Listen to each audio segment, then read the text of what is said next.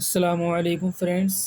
تو آج کی اس ویڈیو میں ہم 1 2 3 4 5 سوال جواب سیکھیں گے۔ تو اس میں پہلا ہے کہ اخفاء کا قاعدہ سنائیں۔ کسی نے کہا کہ اخفاء کا قاعدہ سنائیں، تو آپ کو کیسے بتانا ہے؟ نون ساکن اور تنوین کے بعد حروف اخفاء میں سے کوئی حرف آ جائے تو اخفاء ہوگا۔ اخفاء کا مطلب ہوتا ہے یعنی نون ساکن اور تنوین میں غنہ کر کے پڑھیں گے، ٹھیک ہے۔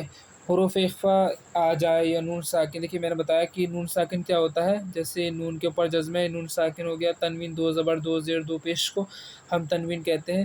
اس کے بعد اگر کبھی بھی آپ حروف اخفاء دیکھیں تو وہاں پر نون ساکن اور تنوین میں غنہ کر کے پڑھیں گے۔ حروف اخفاء جو ہیں وہ کتنے اور کون کون سے ہیں؟ حروف اخفاء کیا ہے؟ 15 ہے۔ وہ کیا کیا ہے؟ تا، سا، جیم، دال، زال، زا، سین، شین، صاد، ضاد، طا، ظا، فا، قاف، کاف۔ تو یہ حروف اخفاء ہو گئے۔ اگر یہ کسی بھی نون ساکن تنوین کے بعد آتے ہیں تو وہاں پہ ہمیں اخفاء کرنا ہے، یعنی نون ساکن اور تنوین میں غنہ کرنا ہے، ٹھیک ہے۔ اچھا، تشدید کسے کہتے ہیں اور تشدید والے حرف کو کیا کہتے ہیں؟ تو 3 دندان، یا دندان جیسے کنگا ہوتا ہے جو ہم بالوں میں کرتے ہیں، تو اس کو 3 دندان والی شکل کو ہم تشدید کہتے ہیں۔ جس حرف پر تشدید ہو اسے مشدد حرف کہتے ہیں۔ ایسے مان لیجئے یہ با کے اوپر کیا آ گیا؟ تشدید آ گیا، تو یہ کیا؟ با مشدد۔ تا کے اوپر آ گیا تا مشدد، جیم کے اوپر آ گیا جیم مشدد۔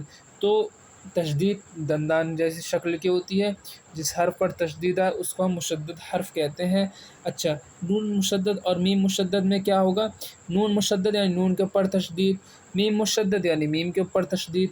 تو ان نون مشدد اور میم مشدد کو ہر حالت میں ہمیشہ کیا پڑھیں گے؟ غنہ کر کے پڑھیں گے۔ کیا کر کے پڑھیں گے؟ غنہ۔ جیسے ام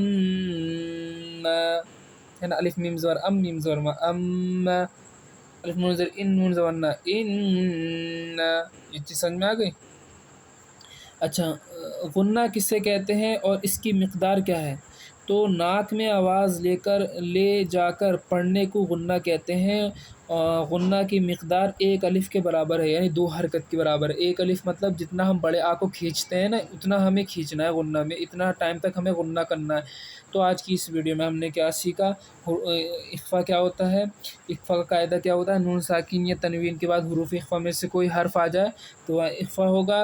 حروف اخفاء یہ ہوتے ہیں تا، سا، جیم، دال، زال، زا، سین، شین، صاد، ضاد، طا، ظا، فا، قاف، کاف۔